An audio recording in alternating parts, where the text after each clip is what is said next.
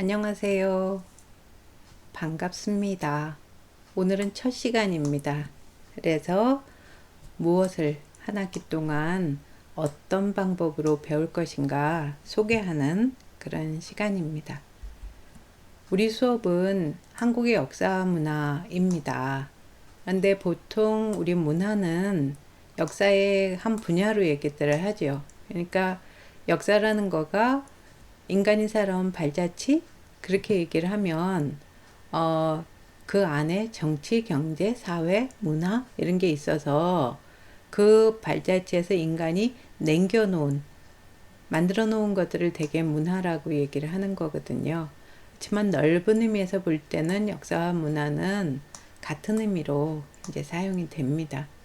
그래서 한국의 역사 문화를 이제 세 글자로 줄여서 얘기를 하면은 한국사 이렇게 얘기를 할 수 있습니다. 그래서 보통 우리 이제 한국사 공부들을 하게 되는 거죠. 근데 2017년에 이제 생활문화사 중심으로 동영상을 올렸습니다. 그래서 이번 학기에는 좀 다른 측면에서, 다른 쪽에서 이 한국사를 한번 다뤄보려고 합니다. 근데 우리 한국사 그러면은 요런 식으로 여러분들이 주로 이제 공부를 했죠. 학교에서. 그래서 교과서 기준으로 놓고 보면 70만 년 전 그때부터 구석기 시대가 시작이 됐다. 라고 얘기를 하고 그게 이제 신석기 시대 거쳐서 청동기 시대 되면은 고조선이라는 최초의 국가가 나왔다. 그리고 오늘날의 대한민국까지 쭉 이어져 내려왔다라고 얘기들을 합니다.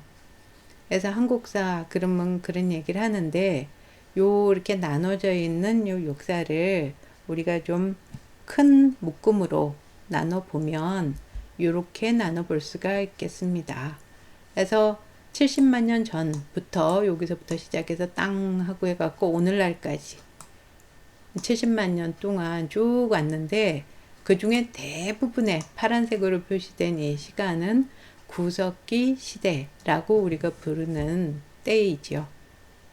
그리고 그 끝부분에 여기 요렇게 있는 너무 조그마니까 학대에서 보면 만년짜리 막대기인데 거기에서도 여기 지금 붉은색으로 표시된 한 10분의 7이 조금 못 되는 이 시간, 그 시간은 신석기 시대라고 우리가 부르는 때입니다. 그리고 3000년이 조금 넘는 요 시간들을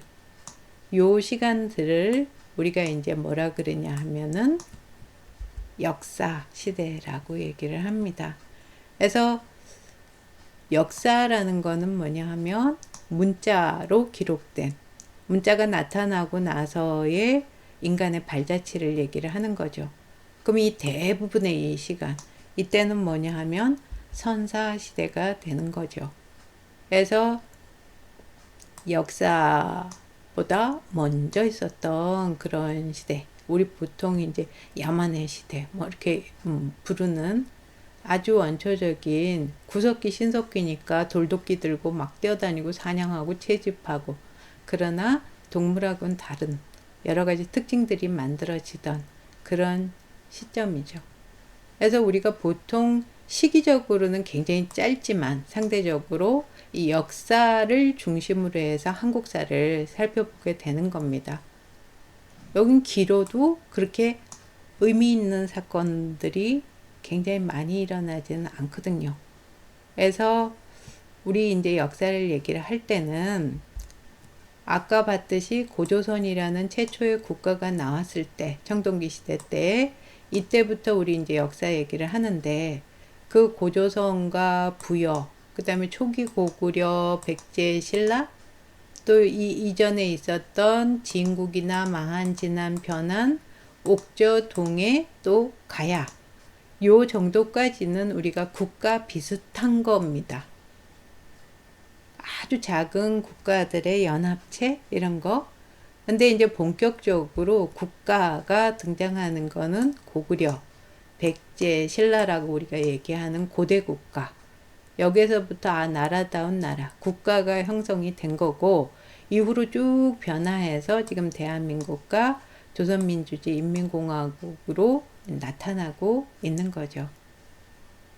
요 변화 과정을 쭉 표시를 해놨는데 어떤 국가가 직접 계승하는 경우는 별로 없겠죠. 그럼 그 국가 그냥 두면 되지 뭐하러 바꾸겠어요? 특별한 경우에만 되는 거고, 대개 국가라는 건 정복해서 통합하거나 분리 적대하거나 이런 과정을 거치면서 새로 만들어진 거고, 그 과정에서 어떤 연관해서 계승하는 분야가 나오고 또 유민들이 이동하기도 하고, 그렇게 해서 이렇게 변화가 이루어졌던 거지만, 기본적으로 국가나 국가 비슷한 거로 쭉 이어져 내려온 거는 맞는 거죠.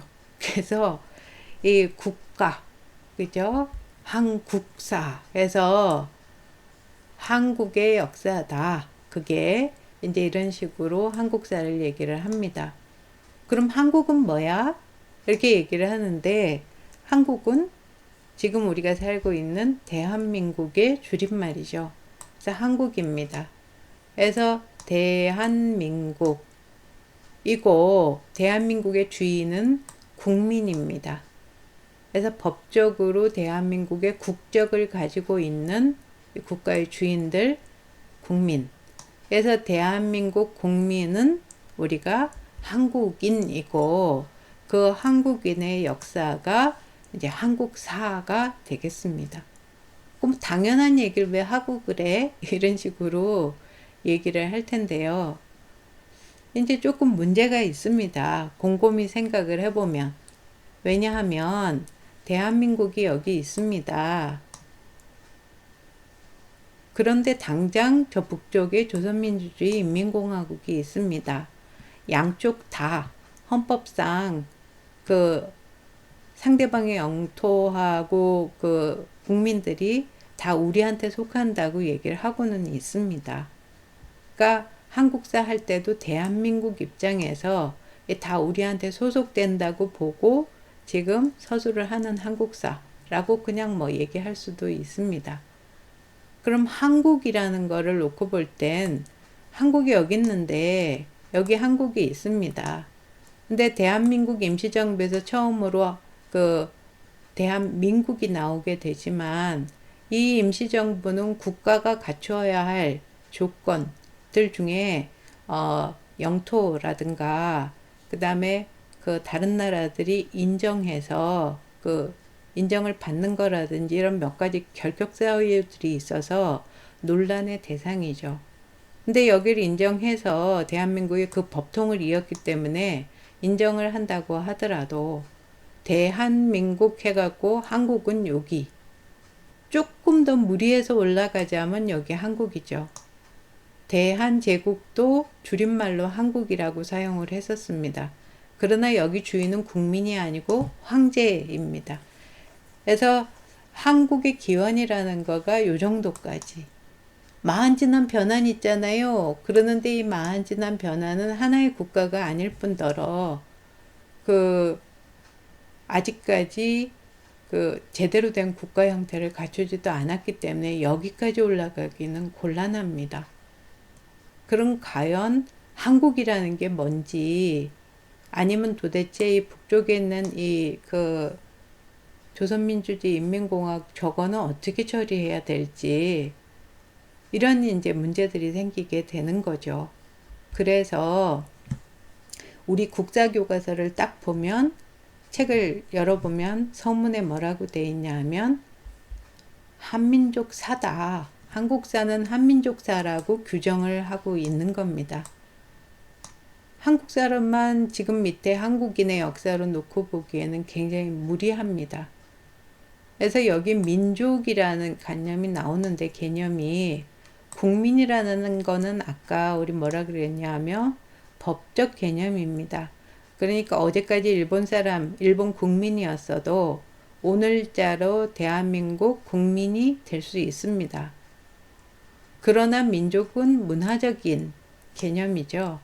그래서 어떤 지역에서 쭉 같이 살아오면서 같은 말을 쓰면서 같이 역사를 만들어 온 사람들, 그 사람들이 거기 더하기 뭐냐 하면, 자 봅시다. 우리 잘 아는 단군 할아버지죠. 이런 식으로 우리는 하나다.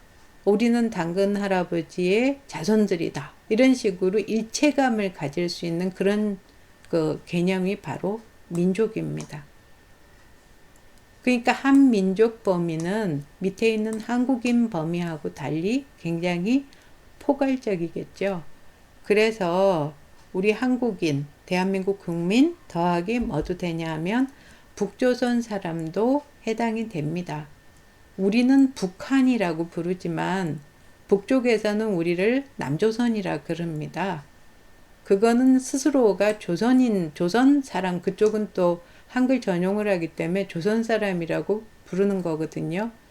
그래서 우리가 지칭할 때 이제 북쪽에 있으니까 북조선이라고 부르게 되는데, 국호가 우리는 대한민국이잖아요.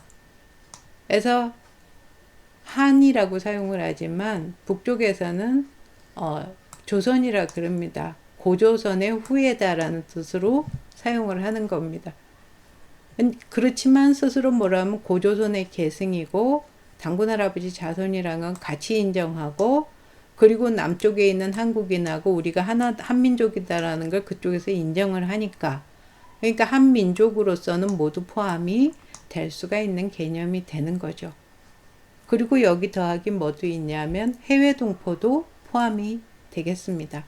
그래서 미국 국민, 일본 국민, 러시아 국민 그럴 수 있으나 한민족이라고 같은 문화로 스스로가 인식하고 있는 상황에서는 해외 동포들도 한민족인데, 이 한국인과 북조선 사람과 해외 동포 모두가 포함이 되는 한민족사가 우리가 이제 한 학기 동안 다룰 한국사의 대상이 된다는 거죠. 그래서 무엇을?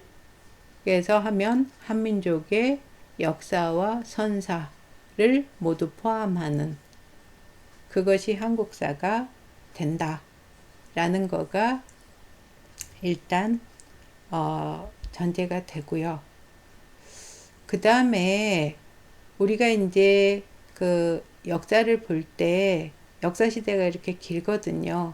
그 긴 중에 이제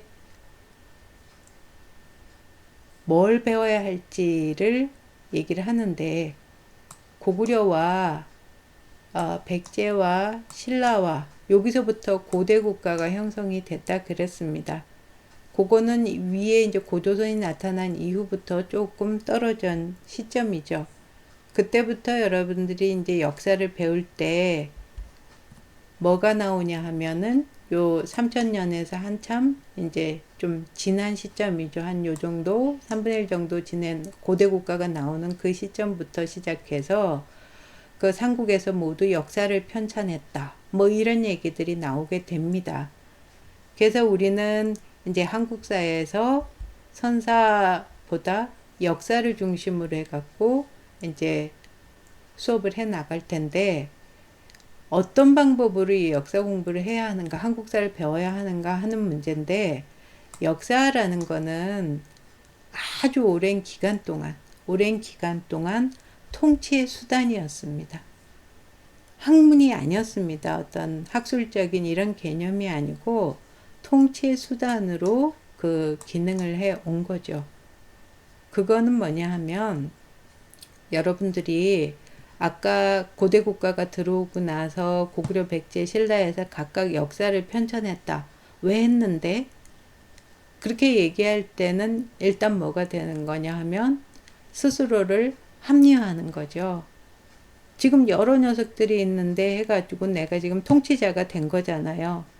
좀 시기가 나중에 지나고 나면 있던 나라의 임금 쫓아내고 자기들이 새로 임금이 되잖아요.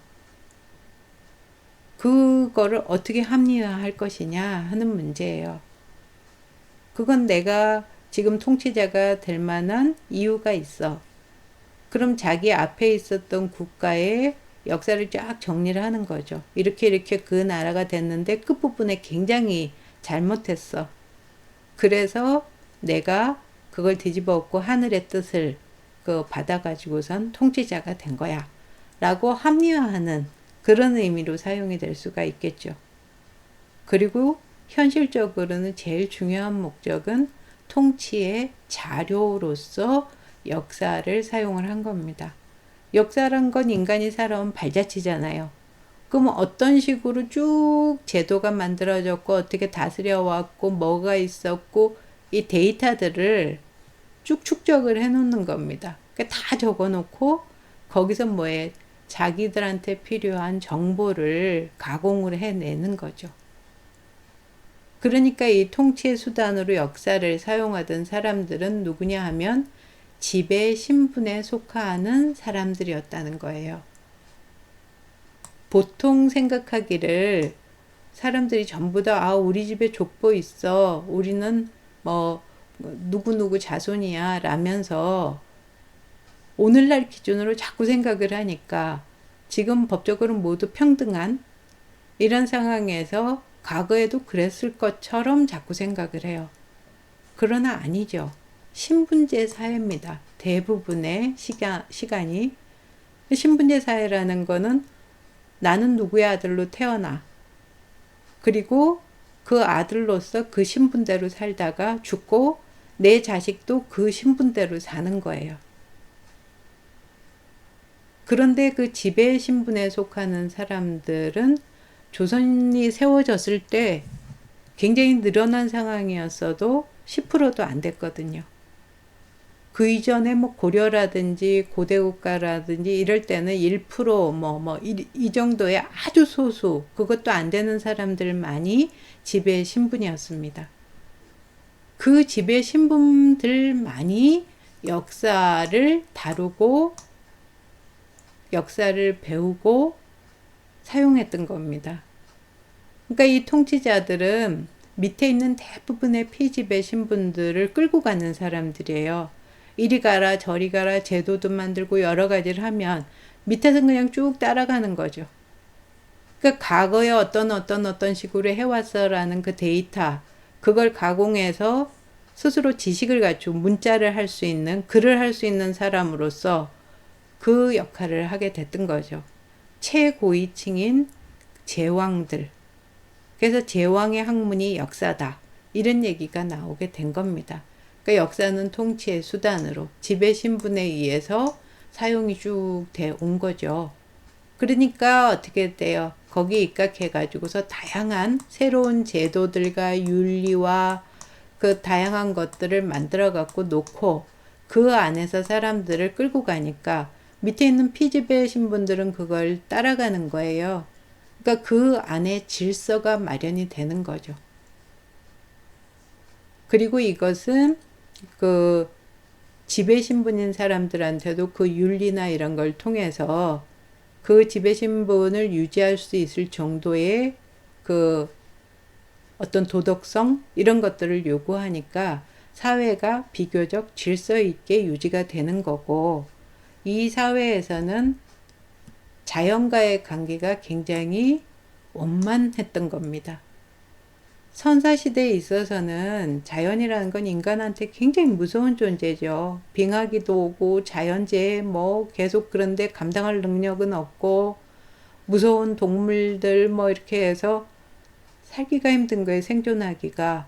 그랬었는데 이제 역사시대로 들어오고 나서는 인간이 자연을 적당히 이용해서 자연을 훼손하지 않으면서 비교적 평화롭게 살 수 있는 그런 상황으로 쭉 꾸려갔던 겁니다. 그래서 이런 시간이 아주 오래 지속이 되다가 여기 노란색으로 표시하는 요 근대로 넘어가게 된 겁니다. 우리나라 같은 경우에는 요 시기가 좀 짧은 편이고 서양 같은 경우에는 요거보다 좀 더 이른 시간에 이제 근대로 넘어오게 되는 거죠. 지금까지 쭉 있었던 뭐에 신분이 없어지는 거로 이제 표상이 되는데, 우리 같은 경우에는 갑오개혁 때 125년 전이죠. 그 갑오개혁 때 신분제도가 법적으로 없어졌습니다. 그러나 우리는 굉장히 불행한 근대화를 겪게 되죠. 그래서 그 식민지를 겪고 이렇게 하다 보니까 법적으로 신분제도가 없어졌어도 그 국민이 스스로가 주인으로서 선거를 해갖고서 그 자기 대행자를 뽑아갖고 정치를 하고 이런 일들은 이루어질 수가 없었습니다. 그게 가능해졌던 거는 1948년에 대한민국이 수립되면서부터죠. 그래서 그걸 기준으로 놓고 보면 71년 정도로 볼 수 있는 굉장히 짧은 시기입니다. 근데 요때로 이제 넘어오는데 이 시점이 되면 이제 큰 변화가 이루어지게 되는 거죠. 인간이 모두 평등해요.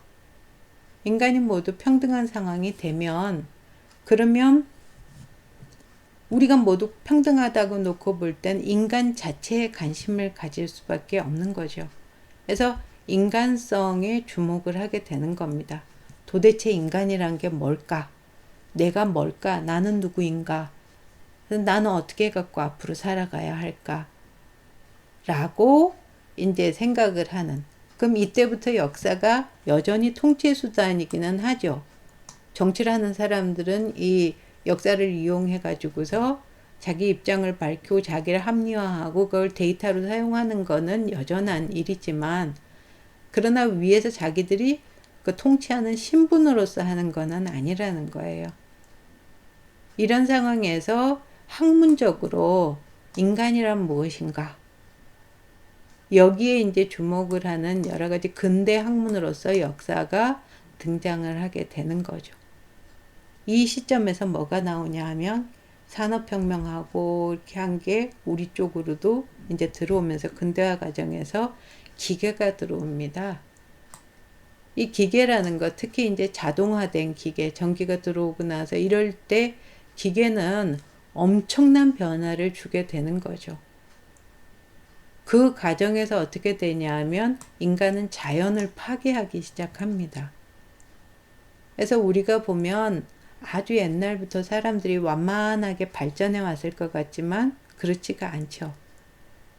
이때 산업혁명 지나고 특히 20세기 이렇게 들어오면서 갑자기 이 기계나 이런 것들의 도움으로 인간은 갑자기 부자가 되고 풍요로워지고 그러면서 수가 급속히 늘어났습니다.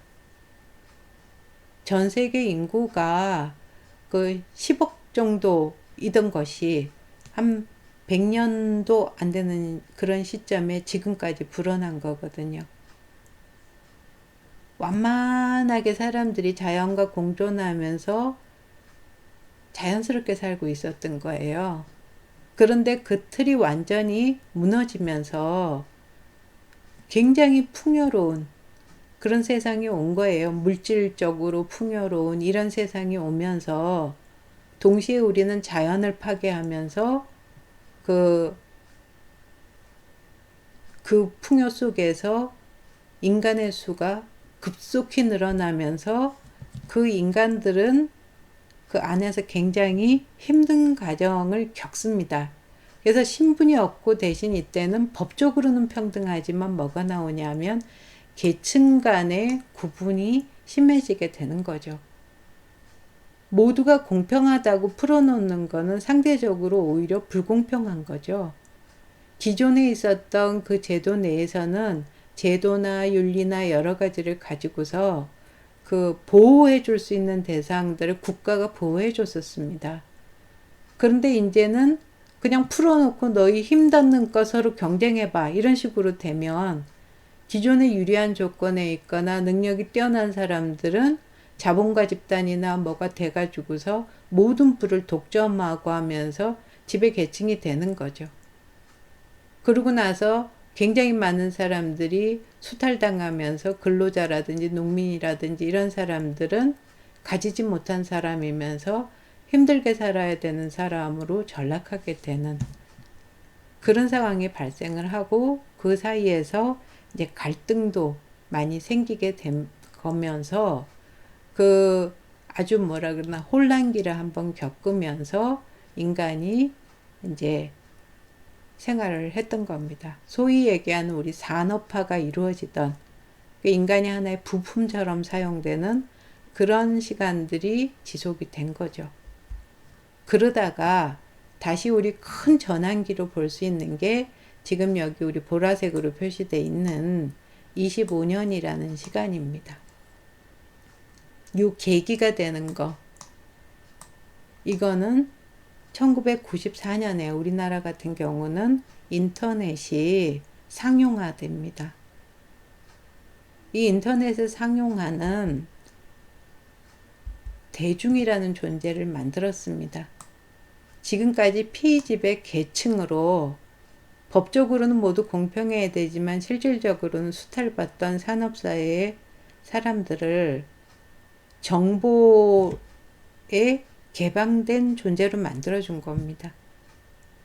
누구나 가서 그 정보에, 데이터에 접근할 수 있는 거죠. 그걸 가지고서 그걸 활용할 수 있는 정보화 사회에서 능력이 되는 사람들은 다른 계층으로, 지배계층이라든지 이쪽으로 얼마든지 이동할 수 있는 그런 사회가 온 거죠.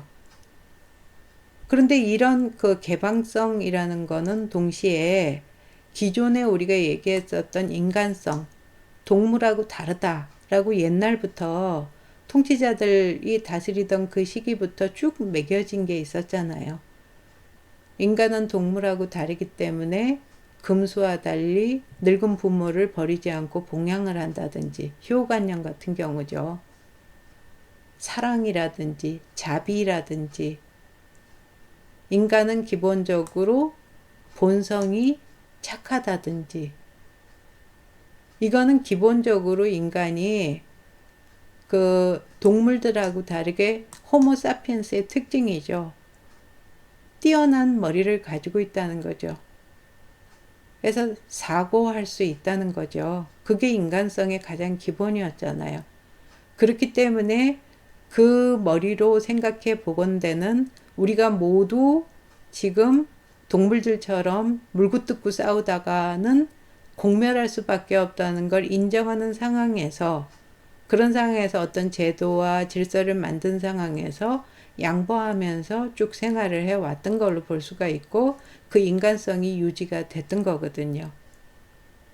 그런데 이 대중사회로 나오면서 모두가 평등한데 모두가 지금까지 누군가가 독점해서 끌어가던 그 존재들이 가지고 있었던 지식의 공개가 되게 된 거예요.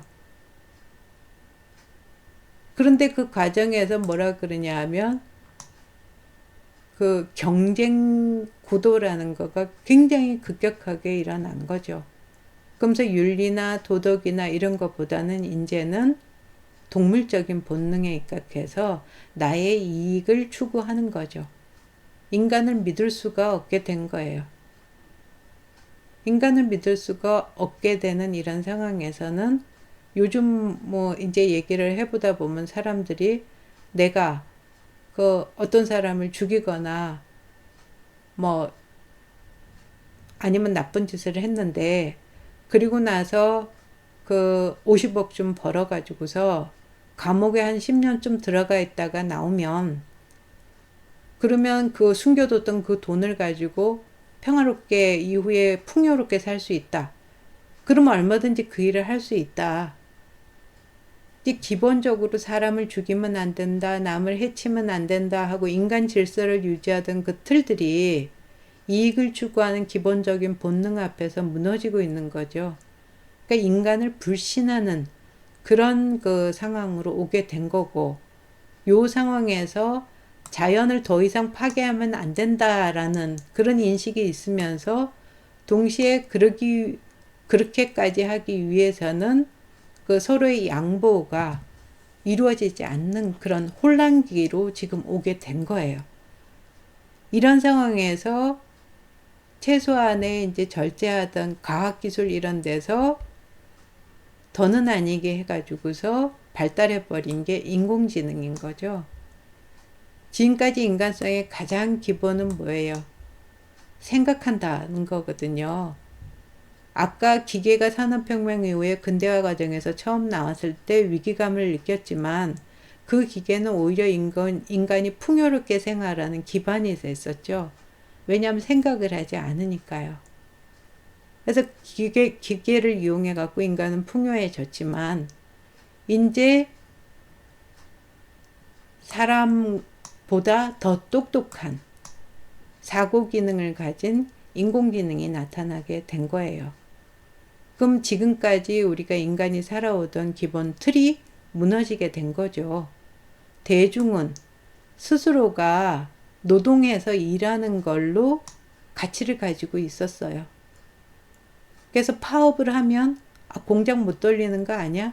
그래서 노동하는 다수로서 힘을 가지고 있던 것이 없어지게 되는 거가 기계가 로봇 같은 것들이 나와요.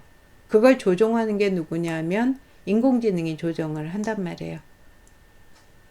그러면 더 이상 노동하는 존재로서 대중의 가치라는 거가 없어지게 되는 거죠. 그리고 사고하는 인간으로서의 가치도 훨씬 뛰어난 인공지능이 대치할 수 있게 된 거라는 거죠. 그럼 도대체 인간이라는 거는 어떻게 해서 살 수 있는가? 어떻게 생존하고 이 가정에서 살아남을 수 있는가 하는 문제가 생기는 거죠.